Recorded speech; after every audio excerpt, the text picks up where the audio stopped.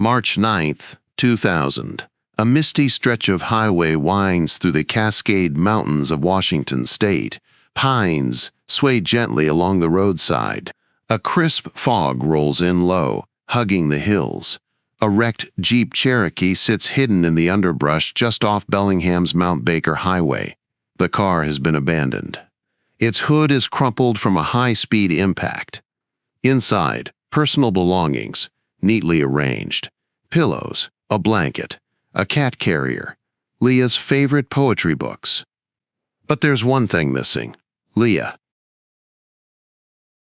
Leah Toby Roberts, 23 years old, an artist, a wanderer, a philosophy major from North Carolina whose life had unraveled and reshaped in just a few short years.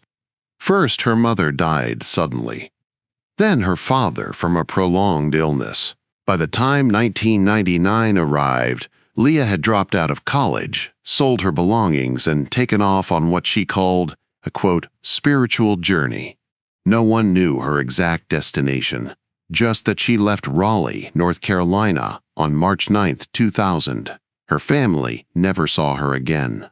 And when her Jeep was discovered a week later, in a place no one expected, thousands of miles away, the questions outnumbered the answers. What happened to Leah? Did she plan her disappearance? Was she running from something? Or toward something she couldn't name? This is the story of a road trip that led to a wreck and a woman who disappeared between the lines. The Jeep's engine was cold. It had likely sat there for days. There were no signs of blood, no shattered glass. Just the oddity of its final resting place. Far from the road, yet with no tire tracks leading in, no drag marks, no footprints. Inside the car, authorities found something chilling. A note tucked beneath the windshield wiper. It read, "This is not an accident." It was scrawled in Leah's handwriting. A police report would later describe the crash site as staged. The Jeep had accelerated down an embankment. The damage was severe, enough to stop most people from walking away unscathed. Yet there were no traces of injury, no blood in the driver's seat. The airbags had deployed. The driver's window was partially down. Her clothes were still in the car. Her cash, her passport, even a used ticket stub from a movie in Spokane, days before the crash. So where was Leah? Detectives learned she'd checked into a motel on March 13th, 4 days after she left home. Then she stopped at a coffee shop and asked about nearby mountain trails. She seemed relaxed, even cheerful. Employees remembered her distinctly: pretty, soft-spoken, thoughtful. One barista recalled her talking about the Kerouac novel, The Dharma Bums, a favorite of Leah's, which celebrates a spontaneous road trip through the American West. Was this all just part of her journey, or had something unexpected happened along the way? Her siblings were stunned. Her brother Heath flew out to Washington to meet with local law enforcement. Her sister Cara described Leah as, quote, sensitive but resilient, someone who sought answers in movement, in nature. She wasn't reckless. She wasn't lost. And the more the family uncovered, the more questions emerged. Why had someone taken the effort to arrange her belongings? Why would Leah leave such a cryptic note? And if she wanted to disappear, why choose such a violent and visible symbol to do it? The forest around Mount Baker is vast. Hundreds of miles of dense terrain, cliffs, caves, snow-capped peaks. Authorities searched for days. Dogs, drones, helicopters. But no trace of Leah was found. Not a footprint, not a scent trail, nothing. It was as if she had walked into the trees and dissolved into the mountain mist. 2 days after Leah's abandoned Jeep was discovered, a tip came in from a trucker passing through Everett, Washington. He claimed he'd seen a woman matching Leah's description at a roadside diner, disheveled, quiet, wearing a large coat despite the mild weather. She sat alone in a booth by the window, sipping coffee, staring out at the horizon. According to him, a man in his 30s approached her. He wore a baseball cap and dark jacket. They talked briefly and then left together. Police reviewed nearby surveillance footage. The trucker's timeline aligned with a receipt found in Leah's car, but no footage of the diner entrance survived. The outdoor camera had been damaged by recent rain. A waitress confirmed the trucker's account. She said the woman had paid in cash and left a generous tip. When shown a photo of Leah, she hesitated, then nodded slowly. That was her, she said. She looked like she hadn't slept in days. But the man she left with? Unidentified. The waitress remembered his face, but not his name. He paid for nothing. He spoke only once, asking Leah if she was ready.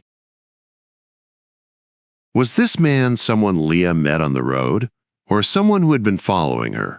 Friends back home recalled Leah had always been open, perhaps too open, with strangers. Her compassionate nature, her desire to connect with people made her vulnerable. Her journal, recovered from the car, revealed little. Poetic musings, notes about the road, a quote by Anais Nin, underlined twice. And the day came when the risk to remain tight in a bud was more painful than the risk it took to blossom.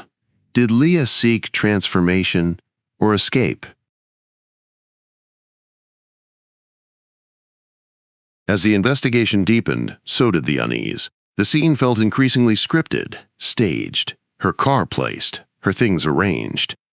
Her exit carefully implied, but not confirmed. The note, "This is not an accident." Was it a message, a riddle, or a signal to whoever might understand?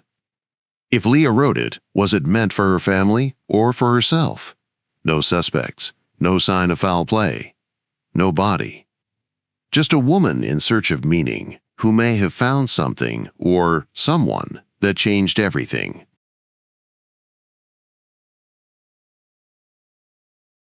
As the days passed, the official search began to wane. Law enforcement had reached what they quietly referred to as the edge of the map. There were no new clues, no movement on Leah's bank account, no confirmed sightings after the diner. But for those close to Leah, especially her sister Kara, that silence only deepened the urgency. Kara returned to the crash site. She stood where the Jeep had landed, looking out into the expanse of wilderness. Towering trees lined the steep hillside. The smell of pine and damp soil filled the air. It was peaceful and haunting. She spoke into a camcorder. "Leah, if you're out there, we're still here. We haven't stopped." The road from North Carolina to Washington spans nearly 3,000 miles. Investigators retraced it backwards, piecing together Leah's journey from gas station receipts, phone records, and toll booth cameras.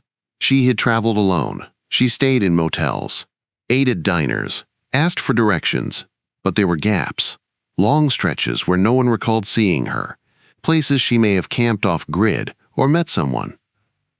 A private investigator hired by the Roberts family suggested Leah may have picked up a traveling companion, someone she trusted, someone who gained access to her car and possibly staged the crash to cover a different kind of disappearance.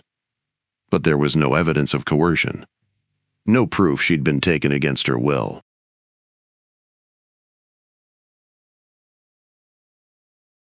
What makes Leah's case especially chilling is how meticulously untraceable it became. She didn't use her credit cards after March 13th. Her phone went dark. Her car was found in a location with no surveillance, no reliable cell service, and no nearby residences. It was as if she had driven to the edge of the modern world and stepped off. In her journal, Leah had scribbled another quote, this time from Thoreau, "Not until we are lost do we begin to understand ourselves." Was that her intent all along? To become lost in order to be found again? For Kara and Heath, her siblings, the most agonizing part was the ambiguity. The evidence was too incomplete to point in any single direction. No final message, no digital footprint, only a haunting phrase on a windshield. "This is not an accident. That phrase, they believed, was a message, not one of despair, but of meaning. That Leah left them something intentional, that wherever she was going, she had made a choice. But it doesn't answer the question that lingers like fog over Mount Baker: where did Leah Roberts go? Years have passed since Leah's Jeep was found, crumpled and silent beneath the canopy of Mount Baker. And though time has dulled the media spotlight, it hasn't erased the pull of her story. In forums, message boards, podcasts, and quiet online corners, strangers still ask the same question: what happened to Leah Roberts? Some believe she completed her journey, spiritually or literally, that she found peace, started over, and shed her identity like a skin too tight. Others suspect foul play, hidden beneath the quiet staging of the crash. There's one theory that endures among the more mystical thinkers: that Leah didn't vanish at all. She simply moved into a life that couldn't be traced by conventional means. No banks, no IDs, no digital presence. A ghost who chose it. But the truth remains elusive. Each year, on the anniversary of her disappearance, her siblings post a message. Simple, direct, still searching, still hopeful, still loving you. Leah's room back home remains largely untouched. A few of her poems hang framed on the wall. Her journals are kept safe, her handwriting studied for clues. Her cat, Bea, long since adopted by Kara, lived to a quiet old age. And yet, despite the stillness, the unanswered questions echo.